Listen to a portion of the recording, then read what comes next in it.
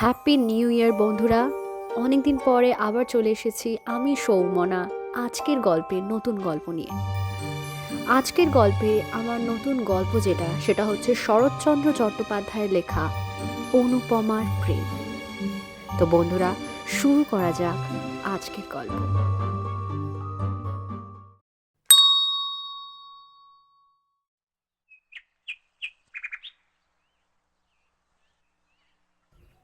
একাদশ বর্ষ বয়ঃক্রমের মধ্যে অনুপমা নোবেল পড়িয়া পড়িয়া মাথাটা একেবারে বিগড়াইয়া ফেলিয়াছে।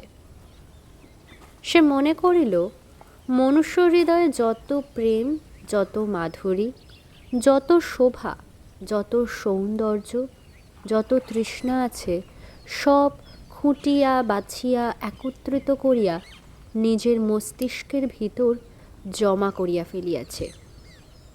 মনুষ্য স্বভাব, মনুষ্য চরিত্র তাহার নখদর্পণ হইয়াছে। জগতের শিখিবার পদার্থ আর তাহার কিছুই নাই। সব জানিয়া ফেলিয়াছে, সব শিখিয়া ফেলিয়াছে। সতীত্বের জ্যোতি সে যেমন দেখিতে পায়, প্রণয়ের মহিমা সে যেমন বুঝিতে পারে, জগতে আর যে কেহ তেমন সমজদার আছে, অনুপমা তাহা কিছুতেই বিশ্বাস করিতে পারি না। অনু ভাবিল সে একটা মাধবীলতা সম্প্রতি মন জুড়িয়া উঠিতেছে। এ অবস্থায় আশু সহকার শাখাবেষ্টিতা না হইলে ফোটফোট করে কুড়িগুলো কিছুতেই পূর্ণ বিকশিত হইতে পারিবে না। তাই খুঁজিয়া পাতিয়া একটা নবীনকান্তি সহকার মনোনীত করিয়া লইল এবং 2-4 দিবসেই তাহাকে মন প্রাণ জীবন যৌবন সব দিয়া ফেলিল। মনে মনে মন দিবার বা নিবার সকলেরই সমান অধিকার, কিন্তু জড়াইয়া ধরিবার পূর্বে সহকারটার মতামতেরও ঈষৎ প্রয়োজন আছে। এইখানেই মাধবীলতা কিছু বিপদে পড়িয়া গেল। নবীন নীরদকান্তকে সে কেমন করিয়া জানাইবে যে সে তাহার মাধবীলতা স্ফুটন্মুখ হইয়া দাঁড়িয়ে আছে? তাহাকে আশ্রয় না দিলে এখনই কুঁড়ির ফুল লইয়া মাটিতে লুটাইতে লুটাইতে প্রাণত্যাগ করিবে। কিন্তু সহকার এত জানিতে পারিল না। না জানুক, অনুপমার প্রেম উত্তরোত্তর বৃদ্ধি পাইতে লাগিল। অমৃত গরল, সুখে দুঃখ, প্রণয়ে বিচ্ছেদ চিরপ্রসিদ্ধ। 2-4 দিবসে অনুপমা বিরহ ব্যথায় জর্জরিত তনু হইয়া মনে মনে বলিল, স্বামীন, তুমি আমাকে লও বা না লও, ফিরিয়া চাহো বা না চাহো, আমি তোমার চিরদাসী। প্রাণ যায় তাহাও স্বীকার, কিন্তু তোমাকে কিছুতেই ছাড়িব না। এ জন্মে না পাই, আর জন্মে নিশ্চয়ই পাব। তখন দেখিবে সতীসাধ্যির ক্ষুদ্র বাহুতে কত বল। অনুপমা বড়লোকের মেয়ে, বাটি সংলগ্ন উদ্যানও আছে, মনোরম সরোবরও আছে, সেথা চাঁদও ওঠে, পদ্মও ফোটে, কোকিলও গান গায়, মধুপও ঝঙ্কার করে। এইখানে সে ঘুরিয়া ফিরিয়া বিরহ ব্যথা অনুভব করিতে লাগিল।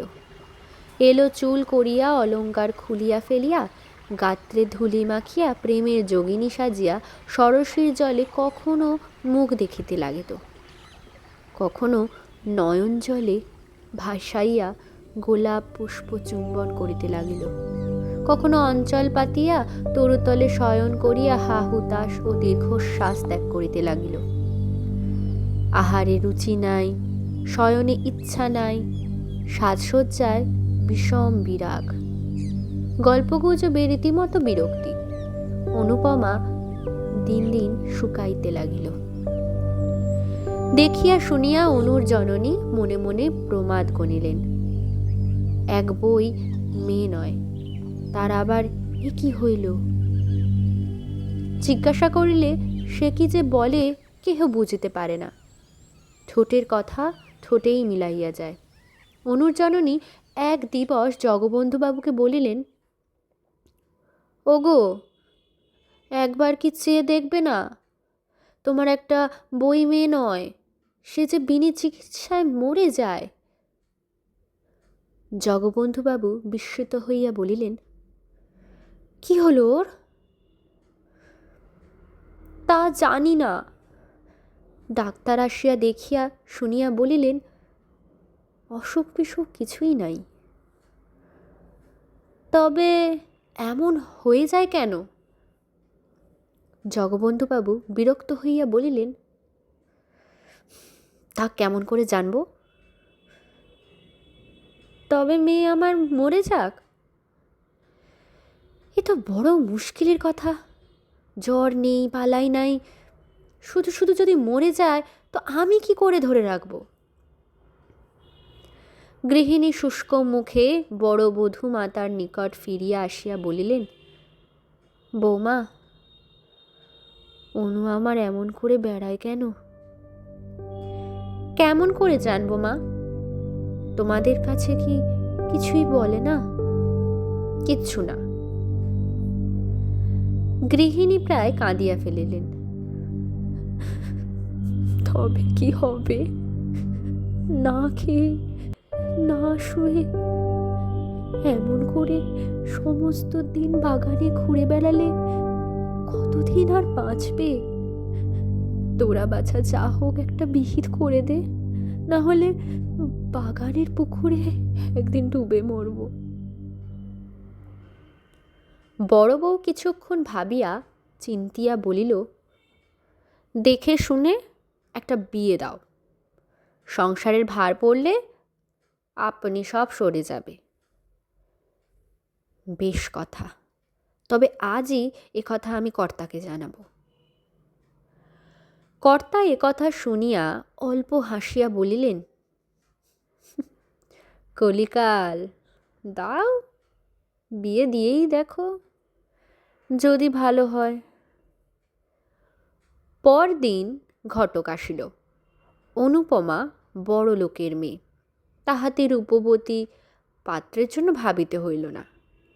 এক সপ্তাহের মধ্যেই ঘটক ঠাকুর পাত্র স্থির করিয়া জগবন্ধুবাবুকে সংবাদ দিলেন। কর্তা কথা গৃহিণীকে জানাইলেন, গৃহিণী বড় বউকে জানালেন, ক্রমে অনুপমাও শুনিল। দুই একদিনের পরে একদিন দ্বীপ্রহরের সময় সকলে মিলিয়া অনুপমার বিবাহের গল্প করিতেছিল। এমন সময় সে এলো চুলে, আলু থালু বসনে, একটা শুষ্ক গোলাপ ফুল হাতে করিয়া ছবিটির মতো আসিয়া দাঁড়াইল। অনুর জননী কন্যাকে দেখিয়া ঈষৎ হাসিয়া বলিলেন, মা যেন আমার যোগিনী সেজেছেন। বড় বউ ঠাকুরানও একটু হাসিয়া বলিল, বিয়ে হলে কোথায় সব চলে যাবে, দুটো একটা ছেলে মেয়ে হলে তো কথাই নেই। অনুপমা চিত্রার্পিতার ন্যায় সকল কথা শুনিতে লাগিল। বউ আবার বলিল, মা, ঠাকুরঝির বিয়ের কবে দিন ঠিক হলো? দিন এখনো ঠিক হয়নি কিছু। ঠাকুর জামাই কি পড়েন? এইবার বিয়ে দেবেন। তবে তো বেশ ভালো বর। তাহার পর একটু হাসিয়া ঠাট্টা করিয়া বলিল, দেখতে কিন্তু খুব ভালো না হলে ঠাকুরঝির আমার পছন্দ হবে না। কেন পছন্দ হবে না? জামাই আমার বেশ দেখতে। এইবার অনুপমা একটু গ্রীবাবক্র করিল। ঈষৎ হেলিয়া পদনখ দিয়া মৃত্তিকা খনন করিবার মতন করিয়া নখ খুঁড়িতে খুঁড়িতে বলিল, বিবাহ আমি করিব না। জননী ভালো শুনিতে না পাইয়া জিজ্ঞাসা করিলেন, কি মা? বড় বউ অনুপমার কথা শুনিতে পাইয়াছিল। খুব জোরে হাসিয়া উঠিয়া বলিল, ঠাকুরজি বলিছে ও কখনো বিয়া করিবে না। বিয়ে করবে না? না, না করুকে। অনুর জননী মুখ টিপিয়া একটু হাসিয়া চলিলে গেলেন। গৃহিণী চলিয়া যাইলে বড় বধূ বলিল, তুই বিয়ে করবি নে? অনুপমা পূর্বমত গম্ভীর মুখ করে বলল, কিছুতেই না। কেন? যাকে তাকে গছিয়ে দেওয়ার নামই বিবাহ নয়। মনের মিল না হলে বিবাহ করাই ভুল। বৌমা বিস্মিত হইয়া অনুর মুখপানে চাহিয়া বলিল, গছিয়া দেওয়া আবার কিলো? গছিয়ে দেবে না তো কি মেয়ে মানুষ দেখে শুনে পছন্দ করে বিয়ে করবে? নিশ্চয়ই। তবে তোর মতে আমার বিয়েটাও ভুল হয়ে গেছে? বিয়ের আগে তো তোর দাদার নাম পর্যন্ত আমি শুনিনি। সবাই কি তোমার মতো? বউ আর একবার হাসিয়া বলিল, তোর কি তবে মনের মানুষ কেউ জুটেছে নাকি? অনুপমা বধূ ঠাকুরানীর সাহস্য বিদ্রুপে মুখখানি পূর্বাপেক্ষা চতুর্গুণ গম্ভীর করিয়া বলিল, বউ, ঠাট্টা করছো নাকি? এখন কি বিদ্রুপের সময়? কেন লো? হয়েছে কি? হয়েছে কি? তবে শোনো। অনুপমার মনে হইল তাহার সম্মুখে তাহার স্বামীকে বধ করা হইতেছে। সহসা কৌতুল্য খাড় দুর্গে বধমঞ্চ সম্মুখে বিমলা ও বীরেন্দ্র সিংহের দৃশ্য তাহার মনে ভাসিয়া উঠিল। অনুপমা ভাবিল, তাহারা যাহা পারে সে কি তাহা পারে না? সতী স্ত্রী জগতে কাহাকে ভয় করে? দেখিতে দেখিতে তাহার চক্ষু অনৈসর্গিক সভায় ধকধক করিয়া জ্বলিয়া উঠিল। দেখিতে দেখিতে অঞ্চলখানা কোমরে জড়াইয়া গাছ কোমর বাঁধিয়া ফেলিল। ব্যাপার দেখিয়া বড় বধূ 3 হাত পিছাইয়া গেল। নিমেষে অনুপমা পার্শ্ববর্তী খাটের খুঁড়ো বেশ করিয়া জড়াইয়া ধরিয়া ঊর্ধ্ব নেত্রে চিৎকার করিয়া কহিতে লাগিল, প্রভু, স্বামী, প্রাণনাথ, জগৎ সমীপে আজ আমি মুক্ত কণ্ঠে স্বীকার করব, তুমি আমার প্রাণনাথ। প্রভু, তুমি আমার, আমি তোমার। এ খাটের খুঁড়ো নয়, এ তোমার পদযুগল। আমি ধর্ম সাক্ষী করে তোমাকে পতিত্বে বরণ করেছি। এখনও তোমার চরণ স্পর্শ করে বলছি, এ জগতে তুমি ছাড়া অন্য কেউ আমাকে স্পর্শও করিতে পারবে না। কার সাধ্য প্রাণ থাকতে আমাদিগকে বিচ্ছিন্ন করে? মাগো, জগৎ জননী। বড় বধূ চিৎকার করিয়া ছুটিয়া বাহির আসিয়া পড়িল। ওগো, দেখো গে ঠাকুরজি কেমন ধারা করছে। দেখিতে দেখিতে গৃহিণী ছুটিয়া আসিলেন। বউ ঠাকুরনের চিৎকার বাহির পর্যন্ত পৌঁছিল। কি হয়েছে? হলো কি? কর্তা ও তাহার পুত্র চন্দ্রবাবু ছুটিয়া আসিলেন। কর্তাগিন্নিতে পুত্রবধূতে দাস দাসীতে মুহূর্তে ঘরে ভিড় হইয়া গেল।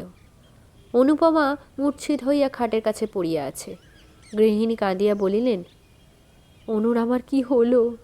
ডাক্তার ডাক, জল আন, বাতাস কর ইত্যাদি চিৎকারে পাড়ার অর্ধেক প্রতিবাসী বাড়িতে জমিয়া গেল। অনেকক্ষণ পরে চক্ষু উন্মিলন করিয়া অনুপমা ধীরে ধীরে বলিল, আমি কোথায়? তাহার জননী মুখের নিকট মুখ আনিয়া সস্নেহে বলিলেন, কেন মা, তুমি যে আমার কোলে শুয়ে আছো? অনুপমা দীর্ঘ নিঃশ্বাস ফেলিয়া মৃদু মৃদু কহিল, ও তোমার কোলে? ভাবছিলাম আমি আর কোথাও কোন স্বপ্নরাজ্যে তার সঙ্গে ভেসে যাচ্ছি। দর্বিগলিতে অশ্রু তাহার গণ্ড বাহিয়া পড়িতে লাগিল। জননী তাহা মুছাইয়া কাতর হইয়া বলিলেন, কেন কাঁদছো মা? কার কথা বলছো? অনুপমা দীর্ঘ নিঃশ্বাস ফেলিয়া মৌন হইয়া রহিল। বড় বধূ চন্দ্রবাবুকে একপাশে ডাকিয়া বলিল, সবাইকে যেতে বলো, আর কোনো ভয় নেই, ঠাকুরঝি ভালো হয়েছে। ক্রমশ সকলে প্রস্থান করিলে রাত্রে বড় বৌমা অনুপমার কাছে বসিয়া বলিল, ঠাকুরজি, কার সঙ্গে বিয়ে হলে তুই সুখী হোস? অনুপমা চক্ষু মুদ্রিত করিয়া কহিল, সুখ দুঃখ আমার কিছুই নেই, সেই আমার স্বামী। তা তো বুঝি, কিন্তু কে সে? সুরেশ। সুরেশই আমার। সুরেশ রাখাল মজুমদারের ছেলে? হ্যাঁ, সেই। রাত্রে গৃহিণী এ কথা শুনিলেন। পরদিন অমনি মজুমদারের বাড়িতে আসিয়া উপস্থিত হইলেন। নানা কথার পর সুরেশের জননীকে বলিলেন, তোমার ছেলের সঙ্গে আমার মেয়ের বিয়ে দাও। সুরেশের জননী হাসিয়া বলিলেন, মন্দ কি? ভালো মন্দর কথা নয়, দিতেই হবে। তবে সুরেশকে একবার জিজ্ঞাসা করে আসি, সে বাড়িতেই আছে। তার মত হলে কর্তার অমত হবে না। সুরেশ বাড়ি থাকিয়া তখন বিয়ে পরীক্ষার জন্য প্রস্তুত হইয়াছিল। এক মুহূর্ত তাহার 1 বৎসর। তাহার মা বিবাহের কথা বলিলে সে কানেই তুলিল না। গৃহিণী আবার বলিলেন, সুরো, তোকে বিয়ে করতে হবে। সুরেশ মুখ তুলিয়া বলিল, তা তো হবেই, কিন্তু এখন কেন? পড়ার সময়ও সব কথা ভালো লাগে না। গৃহিণী অপ্রতিভ হইয়া বলিলেন, না না, পড়ার সময় কেন? এক জামিন হয়ে গেলে বিয়ে হবে। কোথায়? এই গায়ে জগবন্ধুবাবুর মেয়ের সঙ্গে। চন্দ্রর বোনের সঙ্গে, যেটাকে খুকি বলে ডাকতো? খুকি বলে ডাকবে কেন? তার নাম অনুপমা। সুরেশ অল্প হাসিয়া বলিল, হ্যাঁ, অনুপমা? দূর দূর, তা দূর, সেটা ভারী কুৎসিত। কুৎসিত হবে কেন? সে বেশ দেখতে। তা হোক বেশ দেখতে। এক জায়গায় শ্বশুর বাড়ি, বাপের বাড়ি, আমার ভালো লাগে না। কেন? তাতে আর দোষ কি? দোষের কথায় কাজ নেই। তুমি এখন যাও মা, একটু পড়ি, কিছুই এখনো হয়নি। সুরেশের জননী ফিরিয়া আসিয়া বলিলেন, সুরো তো এক গায়ে কিছুতেই বিয়ে করতে চায় না। কেন? তা তো জানি নেই। অনুর জননী মজুমদারের গৃহিণীর হাত ধরিয়া কাতরভাবে বলিলেন, তা হবে না ভাই, এ বিয়ে তোমাকে দিতেই হবে। ছেলের অমত, আমি কি করব বলো? না হলে আমি কিছুতেই ছাড়ব না। তবে আজ থাক, কাল একবার বুঝিয়ে দেখব, যদি মত করতে পারি। অনুর জননী বাড়ি ফিরিয়া আসিয়া জগবন্ধুকে বলিলেন, ওদের সুরেশের সঙ্গে যাতে অনুর আমার বিয়ে করে নেয়। কেন বলো দেখি? রায়গ্রামে তো একরকম সব ঠিক হয়েছে, সে সম্বন্ধ আবার ভেঙে কি হবে? কারণ আছে। কি কারণ? কারণ কিছু নয়, কিন্তু সুরেশের মতো অমন রূপেগুণে ছেলে কি আর পাওয়া যাবে? আর ও আমার একটিমাত্র মেয়ে, তার দূরে বিয়ে দেব না। সুরেশের সঙ্গে হলে যখন খুশি দেখতে পাবো। আচ্ছা, চেষ্টা করব। চেষ্টা নয়, নিশ্চিত দিতে হবে। কর্তা নথ নাড়ার ভঙ্গি দেখিয়া হাসিয়া ফেলিলেন। তাই হবে গো। সন্ধ্যার পর কর্তা মজুমদারের বাটি হইতে ফিরিয়া আসিয়া গৃহিণীকে বলিলেন, বিয়ে হবে না। সে কি কথা? কি করব বলো? ওরা না দিলে তো আমি জোর করে ওদের বাড়িতে মেয়ে ফেলে দিয়ে আসতে পারি না। দেবে না কেন? এক গায়ে বিয়ে হয়, ওদের মত নয়। গৃহিণী কপালে করাঘাত করিয়া বলিলেন, আমার কপালে দোষ। পরদিন তিনি পুনরায় সুরেশের জননীর নিকট আসিয়া বলিলেন, দিদি, বিয়ে দে। আমার তো ইচ্ছা আছে, কিন্তু ছেলের মত হয় কই? আমি লুকিয়ে সুরেশকে আরও 5,000 টাকা দেব। টাকার লোভ বড় লোভ। সুরেশের জননী এ কথা সুরেশের পিতাকে জানাইলেন। কর্তা সুরেশকে ডাকিয়া বলিলেন, সুরেশ, তোমাকে বিবাহ করিতেই হইবে। কেন? কেন আবার কি? এ বিবাহে তোমার গর্ভধারিণীর মত, আমারও মত, সঙ্গে সঙ্গে একটু কারণও হয়ে পড়েছে। সুরেশ নতমুখে বলিল, এখন পড়াশোনার সময়, পরীক্ষার ক্ষতি হবে।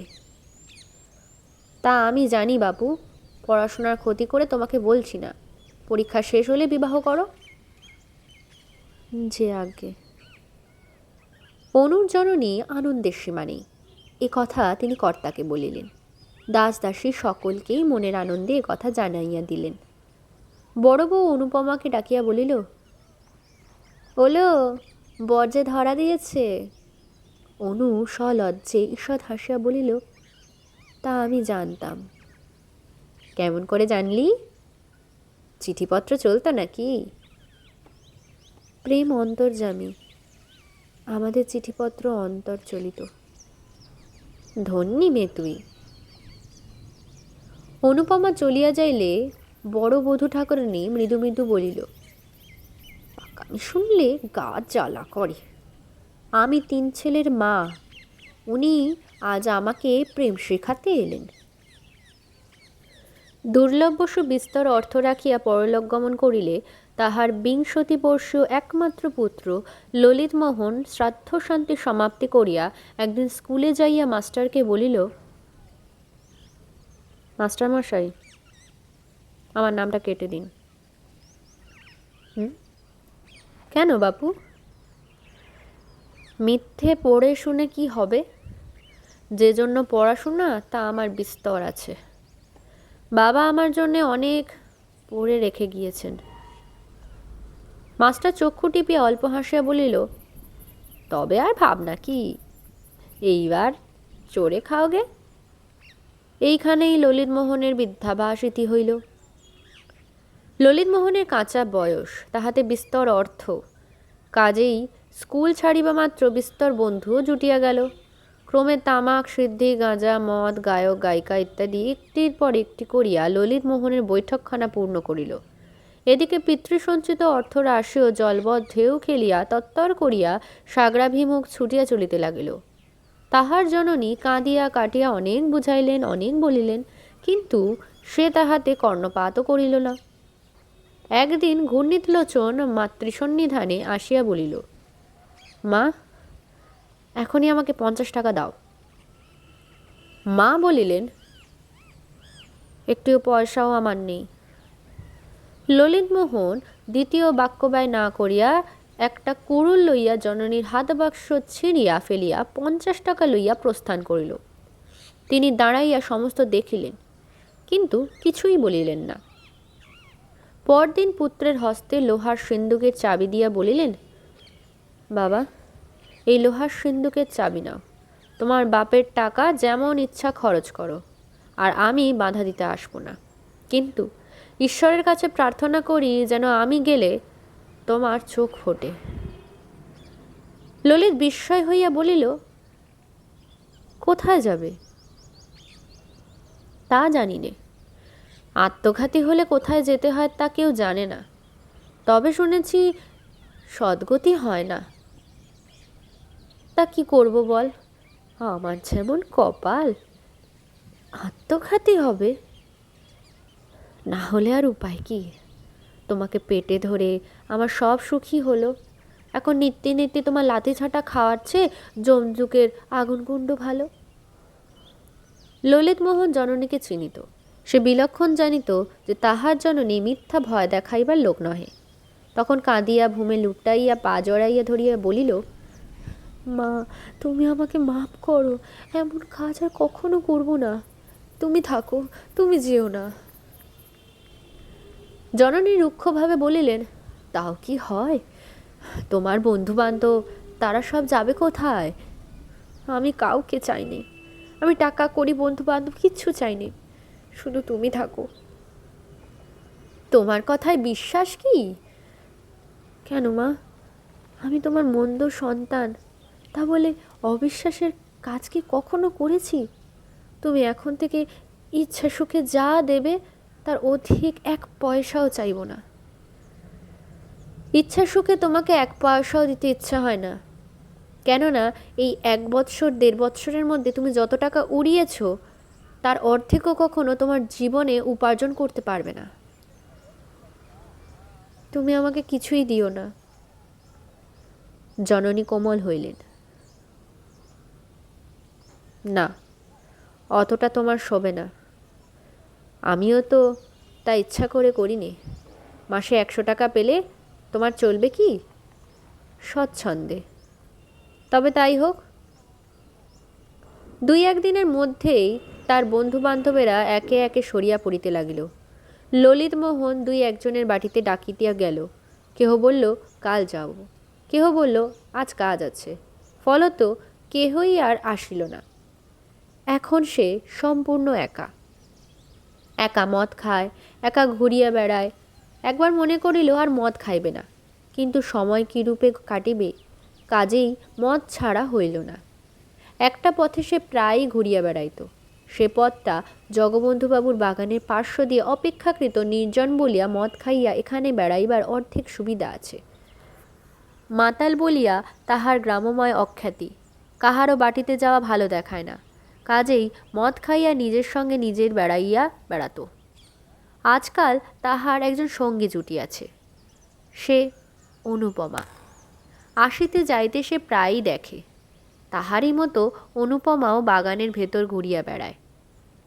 অনুপমাকে সে বাল্যকাল হইতে দেখিয়া আসিতেছে, কিন্তু আজকাল তাহাতে যেন একটু নতুনত্ব দেখিতে পায়। জগবন্ধুবাবুর বাগানের প্রাচীরের এক অংশ ভগ্ন ছিল।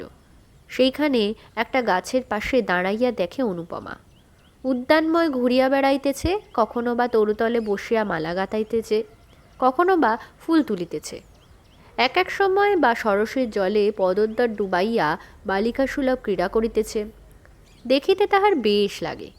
ইতস্তত বিক্ষিপ্ত চুলগুলি, অযত্নরক্ষিত দেহলতা, আলুথালু বসনভূষণ ও সকলের উপর মুখখানি তাহার মদের চোখে একটি পদ্মফুলের মতো বোধ হইত। মাঝে মাঝে তাহার মনে হয় জগতে সে অনুপমাকে সর্বাপেক্ষা অধিক ভালোবাসে। রাত্রি হইলে বাড়িতে গিয়ে শয়ন করে। যতক্ষণ নিদ্রা না হয় ততক্ষণ অনুপমার মুখও মনে পড়ে।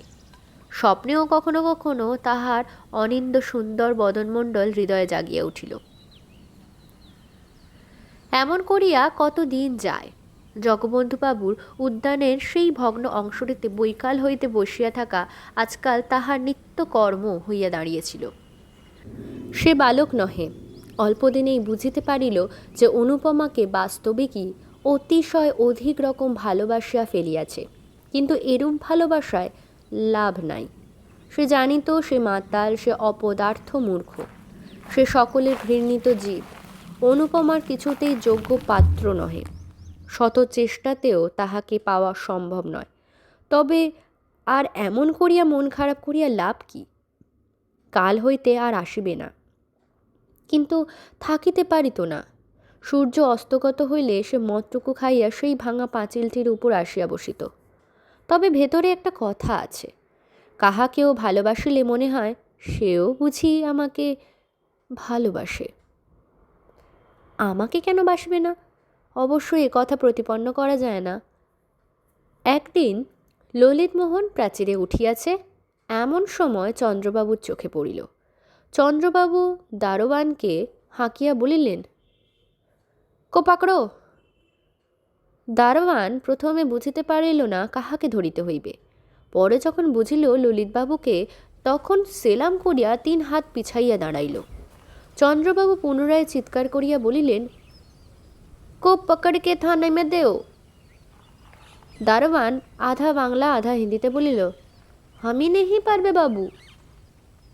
ললিতমোহন ততক্ষণে ধীরে ধীরে প্রাচীর টপকাইয়া প্রস্থান করিল। সে চলিয়া যাইলে চন্দ্রবাবু বলিলেন, কাহে নেহি পকড়া।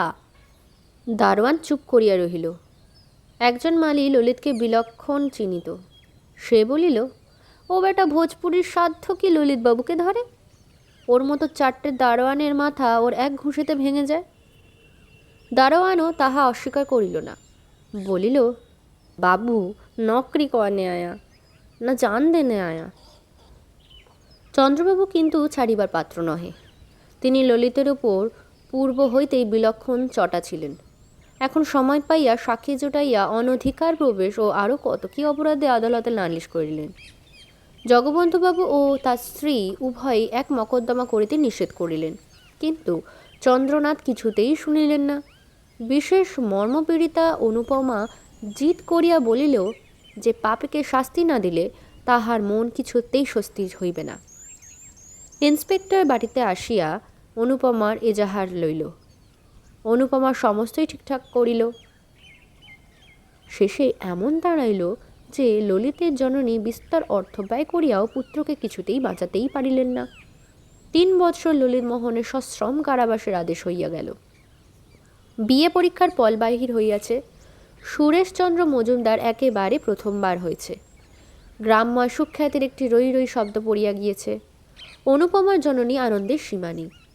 আনন্দে সুরেশের জননী গিয়া বলিলেন, নিজের কথা নিজে বলতে নেই, কিন্তু দেখ দেখি আমার মেয়ের পয়। সুরেশের মা সহাস্যে বললেন, তা তো দেখছি, একবার বিয়ে হোক, তারপর দেখিস তোর ছেলে রাজা হবে। অনু যখন জন্মায় তখন একজন গণৎকার এসে গুণে বলেছিলেন যে এ মেয়ে রানী হবে। অত সুখে কেউ কখনো থাকেনি, থাকবে না, যত সুখ তোমার মেয়ের হবে। কে বলেছিল?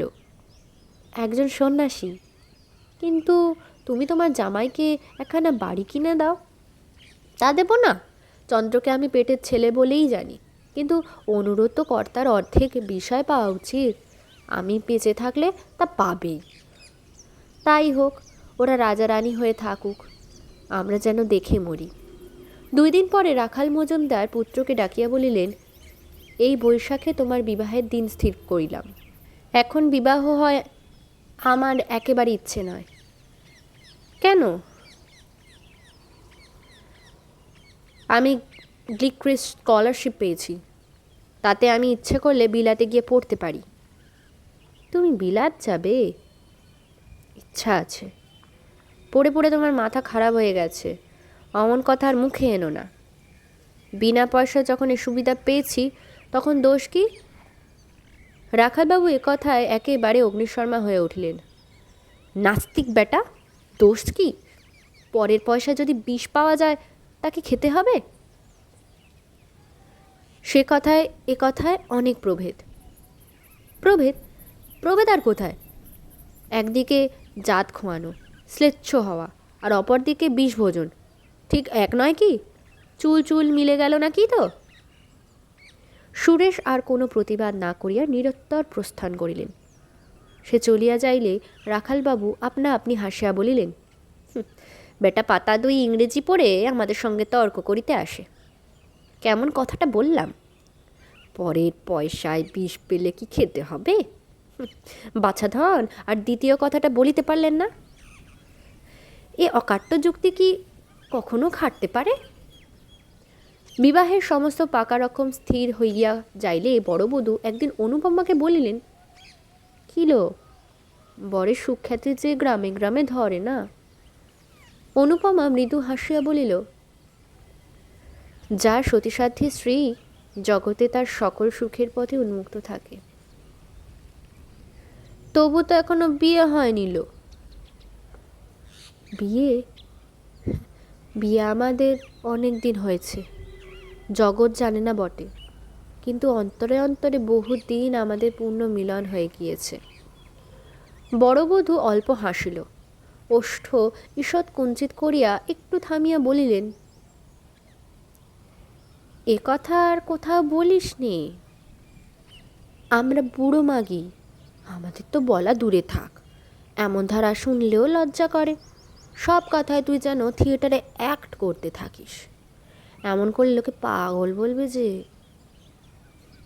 আমি প্রেমে পাগল।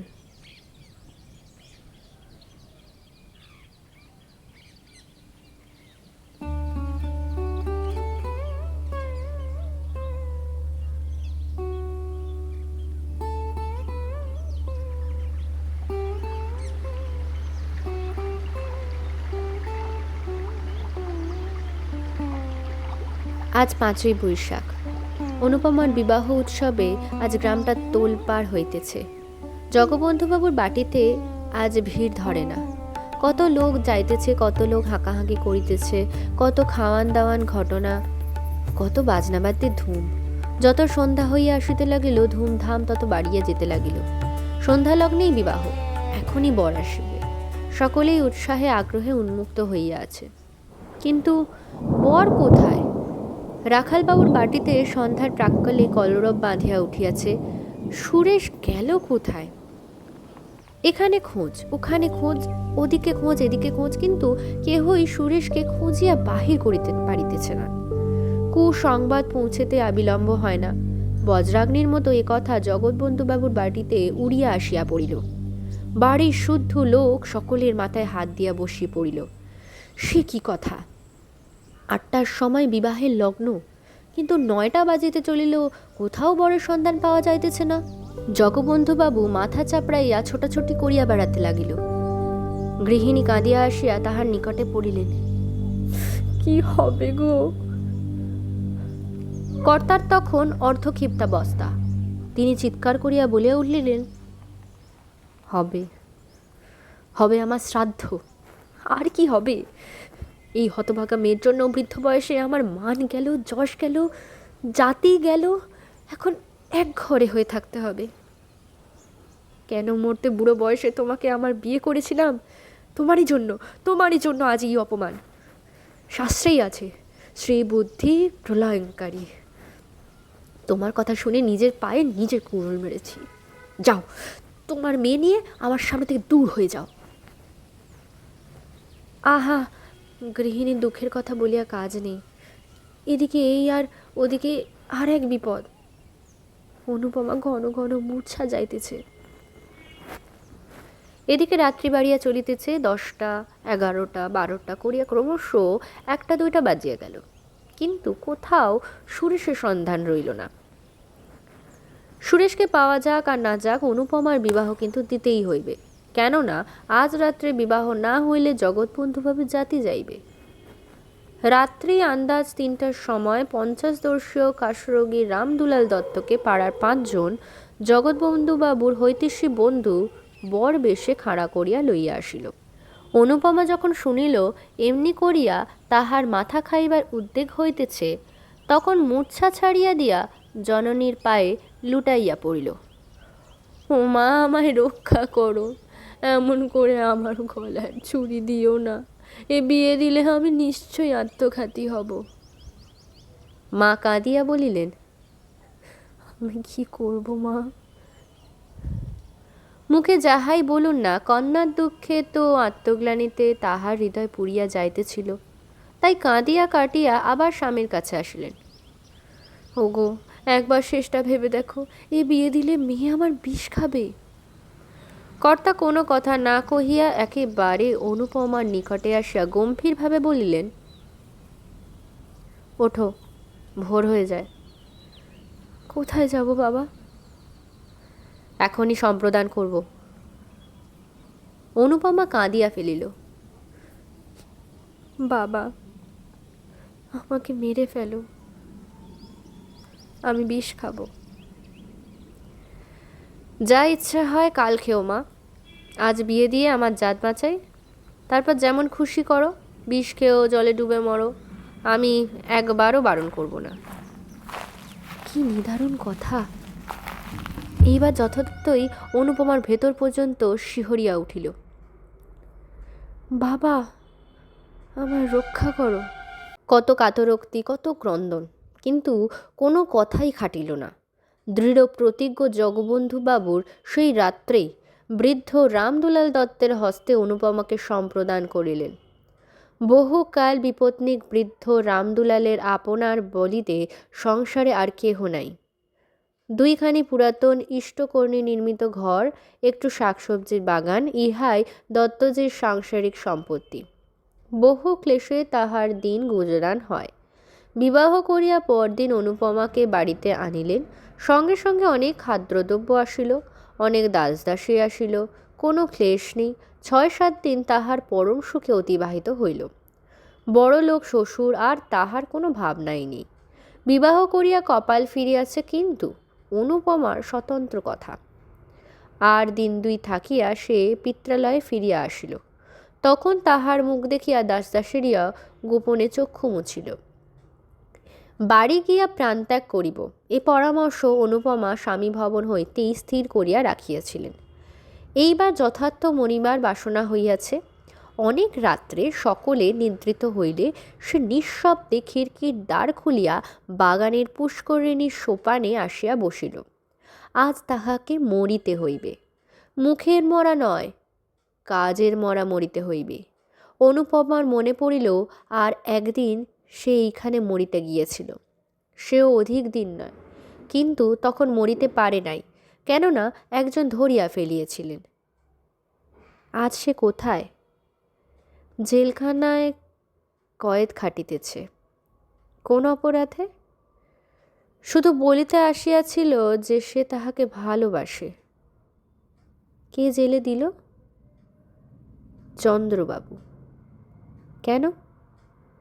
তাহাকে দেখিতে পারিত না বলিয়া, সে মাতাল বলিয়া, সে অনধিকার প্রবেশ করিয়াছিল বলিয়া। কিন্তু অনুপমা কি বাঁচাইতে পারিত না? পারিত, কিন্তু তাহা করে নাই, বরং জেলে দিতে সহায়তাই করিয়াছে। আজ তাহার মনে হইল ললিত কি যথার্থই ভালোবাসিত? হয়তো বাসিত, হয়তো বাসিত না। না বাসুক, কিন্তু তাহাকে দণ্ডিত করিয়া তাহার কি ইষ্টসিদ্ধি হইয়াছে? জেলে পাথর ভাঙিতেছে, ঘানি টানিতেছে, আরও কত কি নিজ কর্মে করিতে হইতেছে। ইহাতে হয়তো চন্দ্রবাবু লাভ হইয়াছে, কিন্তু তাহার কি?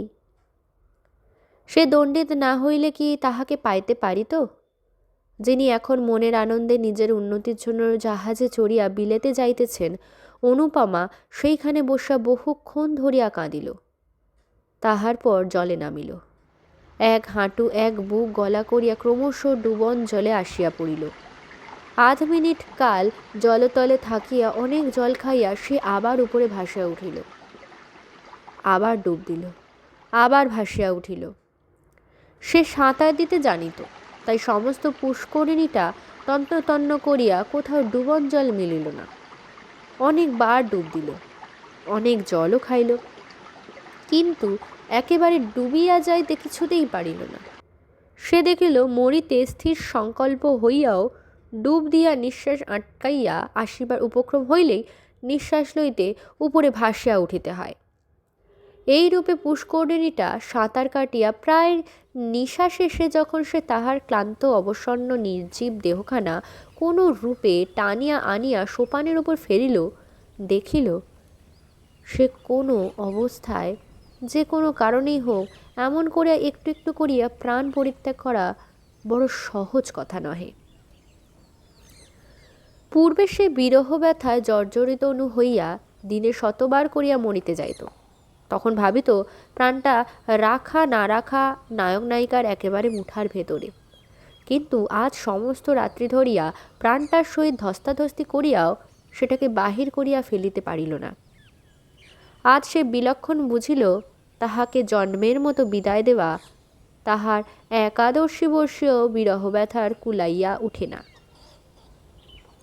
ভোরবেলায় যখন সে বাটি আসিল, তখন তাহার সমস্ত শরীরে শীতে কাঁপিতেছে। মা জিজ্ঞাসা করিলেন, অনু, এত ভোরেই নিয়ে এলি মা? অনু ঘাড় নাড়িয়া জানাইল, হ্যাঁ। এদিকে দত্তমশাই একরূপ চিরস্থায়ী রূপে শ্বশুর ভবনে আশ্রয় লইয়াছেন। প্রথম প্রথম জামাইয়াদও তাহার কতকটা মিলিত, কিন্তু ক্রমশ তাহাও কম পড়িয়া আসিল। বাড়ি শুদ্ধ কেহই প্রায় তাহাকে দেখিতে পারে না। চন্দ্রনাথবাবু প্রতি কথায় তাহাকে ঠাট্টা বিদ্রূপ অপদস্থ লাঞ্ছিত করেন। তাহার একটু কারণও হইয়াছিল। একে তো চন্দ্রবাবু হিংসা পরবশ অন্তঃকরণ, তাহাতে আবার অকর্মণ্য জামাতা বলিয়া জগবন্ধুবাবু কিছু বিষয় আশয় দিয়া যাইবেন বলিয়াছিলেন। অনুপমা কখনো আসে না, শাশুড়ি ঠাকুরানীও কখনো সে বিষয়ে তত্ত্বলন করে না। তথাপি রামদুলালের মনের আনন্দে দিন কাটিতে লাগল। যত্ন আত্মীয়তার তিনি বড় একটা ধার ধারিতেন না। যাহা পাইতেন তাহাতেই সন্তুষ্ট হইতেন। তাহার উপর দুবেলা পরিতোষজনক আহার ঘটিতেছে। বৃদ্ধাবস্থায় দত্তমশাই ইহাই যথেষ্ট বলিয়া মানিয়া লইতেন। কিন্তু তাহার সুখ ভোগ করিবার অধিক দিনও আর বাকি ছিল না। একে জীর্ণ শীর্ণ শরীর, তাহার উপর পুরাতন সখা কাশরোগ, অনেক দিন হইতে তাহার শরীরে আশ্রয় গ্রহণ করিয়া বসিয়া আছে। প্রতি বৎসরই শীতকালে তাহাকে স্বর্গে লইয়া যাবার জন্য টানাটানি করিত। এবারও শীতকালে বিষম টানাটানি করিতে লাগিল। জগবন্ধুবাবু দেখিলেন যক্ষা রামদুলালের অস্থি মজ্জায় প্রতি গ্রন্থিতে ছড়াইয়া পড়িয়াছে। পাড়াগাঁয়ে সুচিকিৎসা হইবে না জানিয়া কলিকাতায় পাঠাইয়া দিলেন। সেখানে কিছুদিন সুচিকিৎসার পর সতী সাধ্বী অনুপমার কল্যাণে 2 বছর ঘুরিতে না ঘুরিতেই সদানন্দ রামদুলালের সংসার ত্যাগ করিলেন। তথাপি অনুপমা একটু কাঁদিল। স্বামী মরিলে বাঙালির মেয়েকে কাঁদিতে হয়, তাই কাঁদিল। তাহার পর স্বইচ্ছায় সাদা পরিয়া সমস্ত অলঙ্কার খুলিয়া ফেলিল। জননী কাঁদিতে কাঁদিতে বলিলেন, অনু, তোরে বেশ তো আমার চোখে দেখতে পারি না, অন্তত হাতে একজোড়া বালাও রাখ। তা হয় না, বিধবার অলঙ্কার পড়তে নেই। কিন্তু তুই কচি মেয়ে। তাহা হোক, বাঙালির মেয়ে বিধবা হইলে কচি বুড়ো সমস্ত এক হইয়া যায়। জননী আর কি বলিবেন, শুধু কাঁদিতে লাগিলেন। অনুপমার বৈধব্য লোকে নতুন করিয়া শোক করিল না। 2-1 বৎসরেই সে যে বিধবা হইবে তাহা সকলেই জানিত। কেহ বলিল, মরার সঙ্গে বিয়ে দিলে কি আর সধবা থাকে? কর্তাও একথা জানিতেন, গৃহিণীও বুঝতেন। তাই শোকটা নতুন করিয়া হইল না। যাহা হইবার তাহা বিবাহ রাত্রেই হইয়া গিয়াছে। স্বামীকে ভালোবাসিত না, জানিল না, শুনিল না। তথাপি অনুপমা কঠোর বৈধব্যব্রত পালন করিতে লাগিল। রাত্রে জলস্পর্শ করে না, দিনে 1 মুষ্টি স্বহস্তে সিদ্ধ করিয়া লয়। একাদশীর দিন নিরম্ব উপবাস করে। আজ পূর্ণিমা, কাল অমাবস্যা, পরশু শিবরাত্রি, এমনকি মাসের 15 দিন সে কিছু খায় না। কেহ কোনো কথা বলিলে বলে, আমার ইহকাল গিয়াছে, এখন পরকালের কাজ করিতে দাও। এত কিন্তু সহিবে কেন? উপবাসের অনিয়মে অনুপমা শুকাইয়া অর্ধেক হইয়া গেল।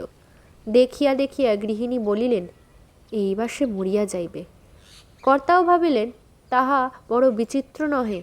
তাই একদিন স্ত্রীকে ডাকিয়া বলিলেন, অনুর আবার বিয়ে দাও। গৃহিণী বিস্ময় হইয়া জিজ্ঞাসা করিলেন, তা কি হয়? ধর্ম যাবে যে?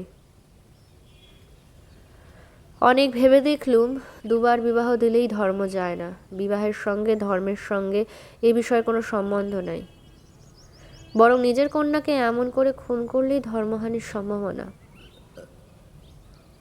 তবে দাও। অনুপমা কিন্তু একথা শুনিয়া ঘাড় নাড়িয়া দৃঢ়স্বরে বলিলে, তা হয় না। কর্তা তখন নিজে ডাকিয়া বলিলেন, খুব হয় মা। তাহলে আমার ইহকাল পরকাল 2 কালই গেল। কিছু যায় নাই, যাবে না, বরং না হলেই যাবার সম্ভাবনা। মনে করো, তুমি যদি গুণবান প্রতিলাভ করো তাহলে 2 কালেরই কাজ করতে পারবে। একাকী হয় না? না মা, হয় না। অন্তত বাঙালির ঘরে মেয়ের দ্বারা হয় না। ধর্মকর্মের কথা ছেড়ে দিয়ে সামান্য কোনো একটা কর্ম করতে হলেই তাদেরকে অন্যের সাহায্য গ্রহণ করতে হয়। স্বামী ভিন্ন তেমন সাহায্য আর কে করতে পারে বলো? আরও কি দোষে তোমার এত শাস্তি? অনুপমা আনত মুখে বলিল, আমার পূর্বজন্মের ফল।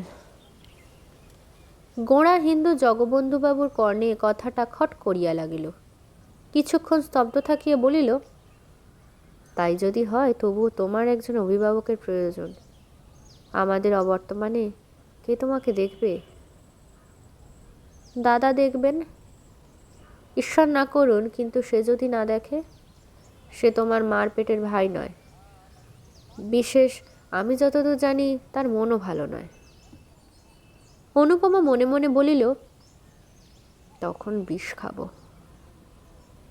আরও একটা কথা আছে, অনুপিতা হলেও সে কথা আমার বলা উচিত। মানুষের মন সবসময় যে ঠিক একই রকমই থাকবে তা কেউ বলতে পারে না।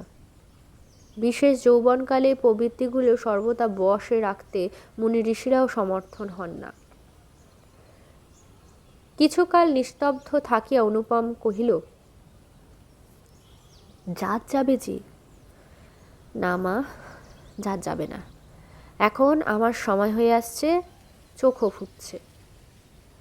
অনুপমা ঘাড় নাড়িল, মনে মনে ভাবিল, তখন জাত গেল আর এখন যাবে না? যখন চক্ষু কর্ণ বন্ধ করে তোমরা আমাকে বলিদান দিলে তখন এ কথা ভাবলে না কেন? আজ আমারও চোখ ফুটেছে, আমিও ভালোরূপ প্রতিশোধ দেব।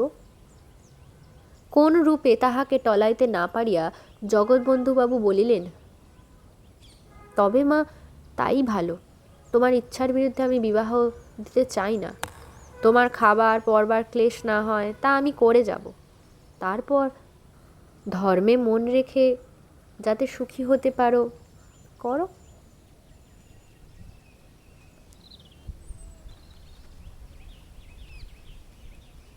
3 বৎসর পরে খালাস হইয়া ললিতমোহন বাড়ি ফিরিল না।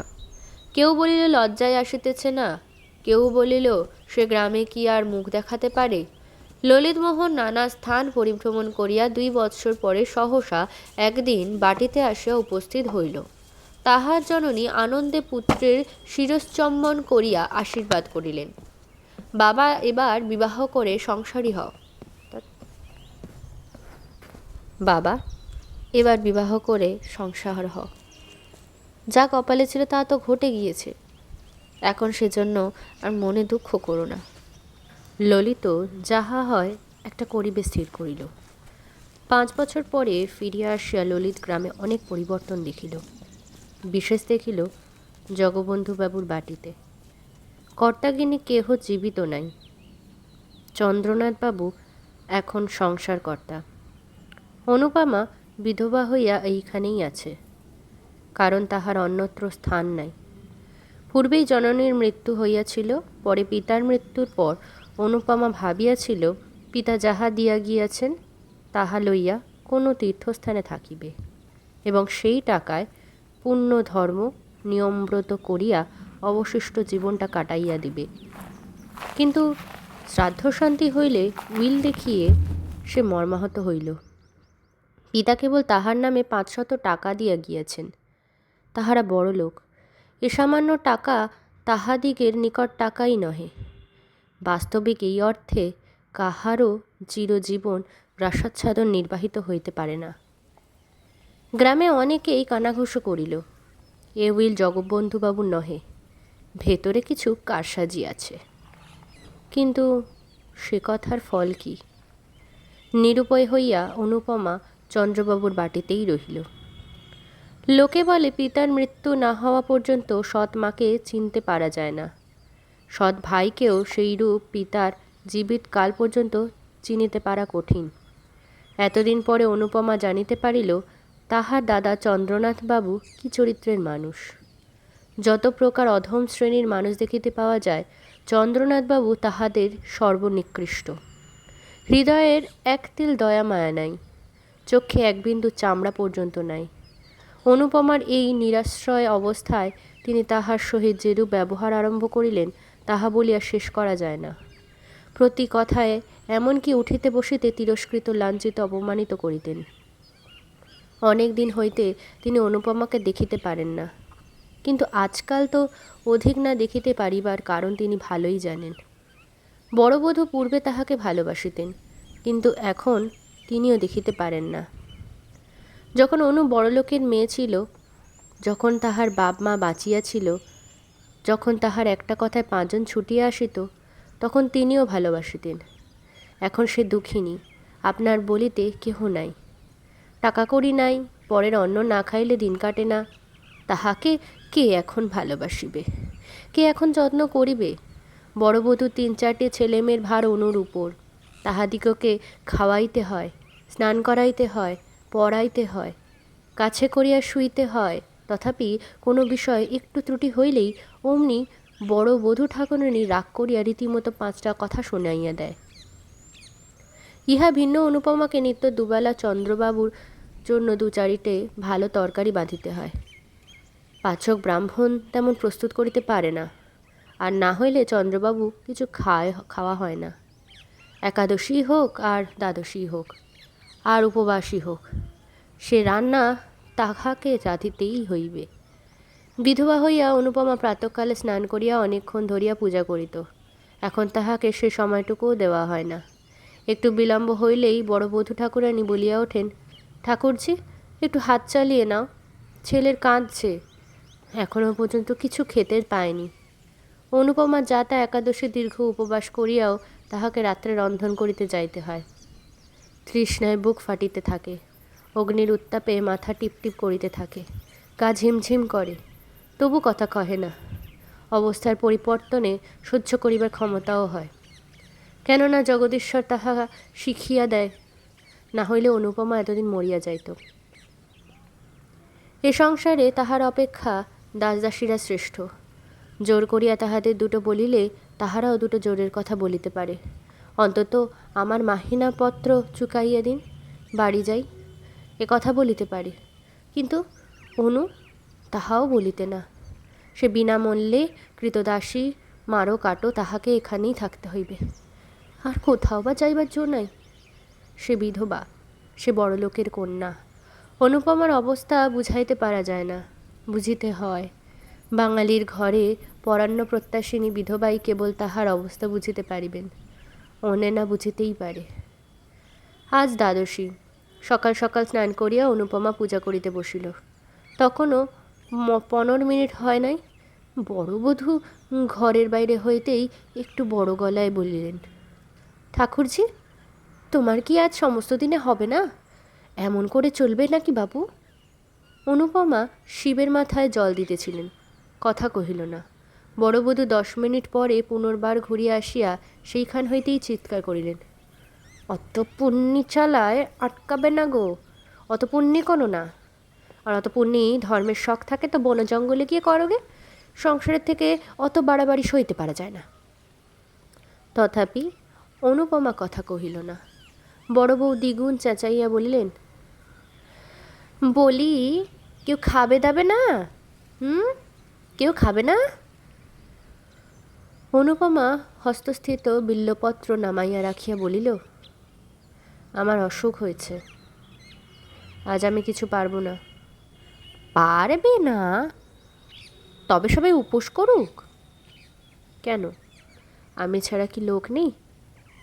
ঠাকুরের কি হলো? তার জ্বর হয়েছে, আর উনি ঠাকুরের রান্না খেতে পারেন? না পারেন, তুমি রেঁধে দাওগে। আমি রাঁধবো? মাথার যন্ত্রণায় প্রাণ যায়, একটা কবিরাজ 24 ঘন্টা আমার পেছনে লেগে আছে, আর আমি আগুনের তাতে যাব? অনুপমা জ্বলিয়া উঠিল, বলিল, তবে সবাইকে উপোস করিতে বলোগে। তাই যাই, তোমার দাদাকে একথা জানাই গে। আর তোমার অসুখ হবে কেন গো? এই নেদ হয়ে এলে এক্ষুনি গিলবে কুটবে, আর বড় ভাইকে একটু রেঁধে খাওয়াতে পারো না? না, পারি নে। বড় বউ, আমি তোমাদের কেনা বাদি নই যে যা মুখে আসবে তাই বলবে। আমি এসব কথা দাদাকে জানাবো। বড় বউ মুখভঙ্গি করিয়া বলিল, তাই জানাও গে, তোমার দাদা এসে আমার মাথাটা কেটে নিয়ে যাক।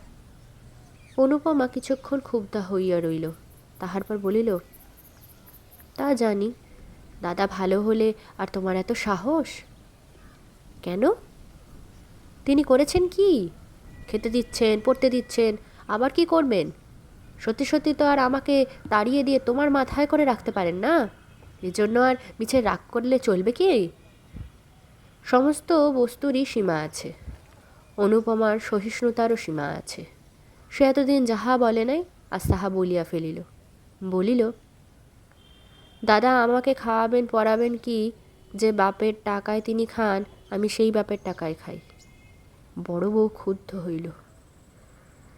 তাই যদি হতো তাহলে বাপ আর পথের কাঙাল করে রেখে যেত না। পথের কাঙাল তিনি করে যাননি, তোমরাই করেছ, গ্রাম শুদ্ধ সবাই জানে। তিনি আমাকে নিঃসম্বল রেখে যাননি। সে টাকা দাদা চুরি না করলে আজ আমাকে তোমার মুখ নাড়া খেতে হতো না। বড় বধূর মুখ প্রথমে শুকাইয়া গেল, কিন্তু পরক্ষণেই দ্বিগুণ তেজে জ্বলিয়া উঠল। গ্রাম শুদ্ধ সবাই জানে উনি চোর, তবে এ কথা ওকে জানাবো? জানিও, আর বলো যে পাপের ফল তাকে পেতেই হবে। সেদিন এমনই গেল। অবশ্য এ কথা চন্দ্রবাবু শুনিতে পাইলেন, কিন্তু কোনোরূপ উচ্চবাচ্য করিলেন না। চন্দ্রনাথবাবুর সংসারে ভোলা বালিয়ে একজন ছোঁড়া মতো ভৃত্য ছিল। 5-6 দিন পরে চন্দ্রবাবু একদিন তাহাকে বাড়ির ভেতরে ডাকিয়া আনিয়া বেদম প্রহার করিতে লাগলেন। চিৎকার শব্দে অন্যান্য দাসদাসীরা ছুটিয়া আসিল। তখনও অসম্ভব মার চলিতেছে। অনুপমা ঘরের ভেতরে পূজা করিতেছিল। পূজা ফেলিয়া সেও ছুটিয়া আসিল। ভোলার নাক বুক দিয়া তখনও রক্তও ছুটিতেছিল। অনুপমা চিৎকার করিয়া উঠিল, দাদা করো কি, মরে গেল যে। চন্দ্রবাবু খেচাইয়া উঠিলেন, আজ বেটাকে একেবারে মেরে ফেলব। তোকেও সঙ্গে সঙ্গে মেরে ফেলতাম, কিন্তু শুধু মেয়ে মানুষ বলে তুই বেঁচে গেলি। আমার সংসারে এত পাপ আমি বরদাস্ত করব না।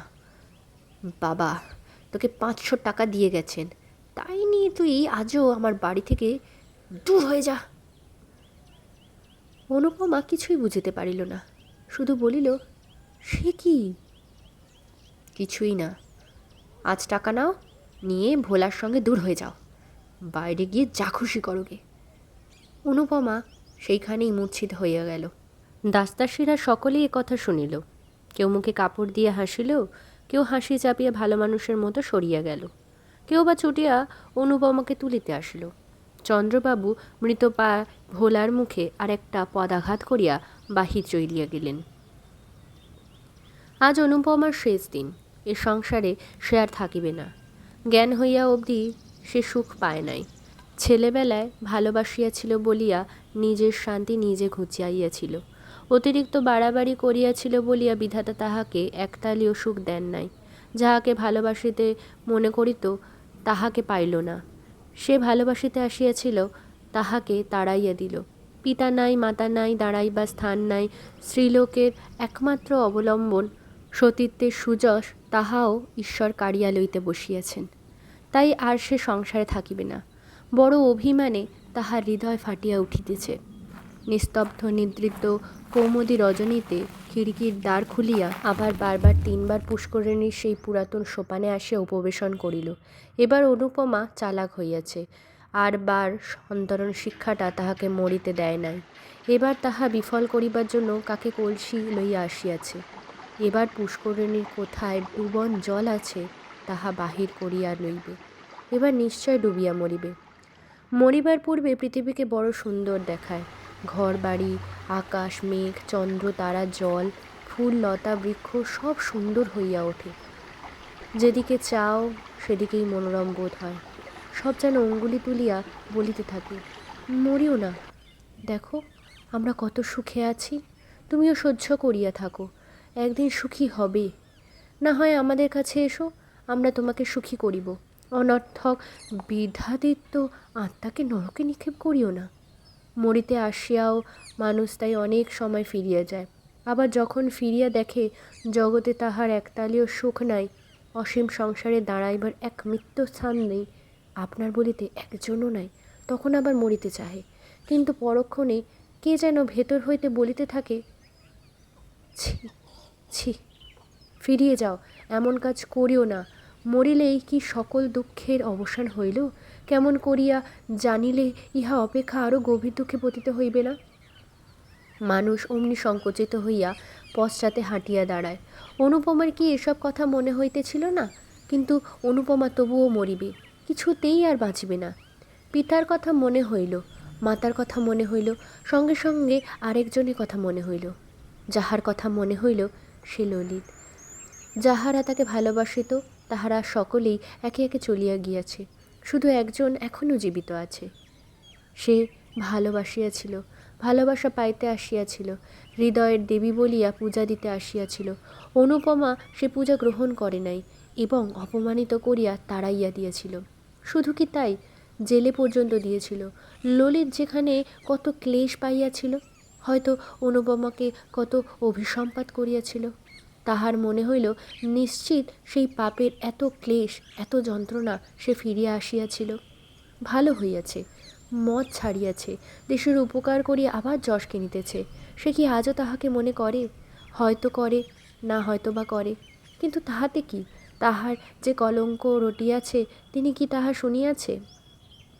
যখন গ্রাম্যয় রটিবে যে আমি কলঙ্কিনী হইয়া ডুবিয়াছি, কাল যখন আমার দেহ জলের উপর ভাসিয়া উঠিবে।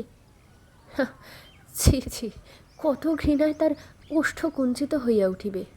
অনুপমা অঞ্চল দিয়ে গলদেশে কলসি বাঁধিল। এমন সময় একজন পশ্চাৎ হইয়া ডাকিল, অনুপমা। অনুপমা চমকাইয়া ফিরিয়া দেখিল একজন দীর্ঘাকৃত পুরুষ স্থির হইয়া দাঁড়িয়ে আছে। আগন্তুক আবার ডাকিল। অনুপমার মনে হইল ঈশ্বর আরো কোথায় শুনিয়াছে, কিন্তু স্মরণ করিতে পারিল না। চুপ করিয়া রহিল। অনুপমার আত্মহত্যা করো না। অনুপমা কোনো কালেই বীরানত লজ্জাপতি লতা নহে।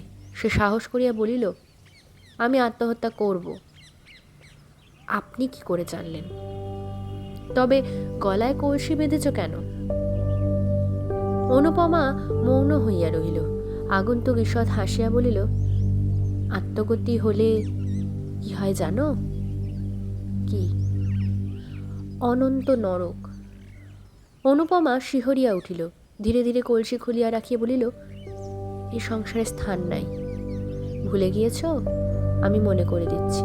প্রায় 6 বছর পূর্বে ঠিক এইখানেই একজন তোমাকে চিরজীবনের জন্য স্থান দিতে চেয়েছিল। স্মরণ হয়? এই সংকল্প ত্যাগ করো। আমার কলঙ্ক রটেছে, আমার বাচ্চা আর হয় না। মরলেই কি কলঙ্ক যায়? যাক না যাক, আমি তা শুনতে যাব না। ভুল বুঝেছ অনুপমা। মরলে এ কলঙ্ক চিরকাল ছায়ার মতো তোমার নামের পাশে ঘুরে বেড়াবে। বেঁচে দেখো, এ মিথ্যা কলঙ্ক কখনো চিরস্থায়ী হবে না। কিন্তু কোথায় গিয়ে বেঁচে থাকবো? আমার সঙ্গে চলো। অনুপমার একবার মনে হইল তাহাই করিবে। চরণে লুটাইয়া পড়িবে, বলিবে, আমাকে ক্ষমা করো।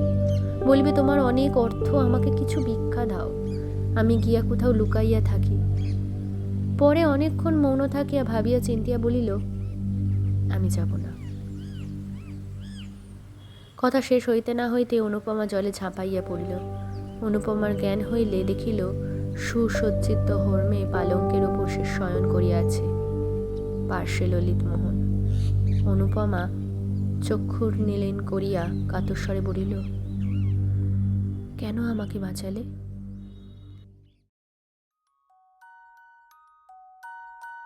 গল্পটা কেমন লাগলো অবশ্যই কমেন্ট করে জানাবে। আর আজকের গল্প তো এই পর্যন্ত থাকছে। নতুন গল্প নিয়ে আবার ফিরে আসবো। গল্প ভালো লাগলে অনেক অনেক শেয়ার, লাইক অ্যান্ড সাবস্ক্রাইব অবশ্যই করো। আরও নতুন গল্প নিয়ে আসবো নেক্সট এপিসোডে। আজকের এই পর্যন্তই, দেখা হচ্ছে পরের গল্পে।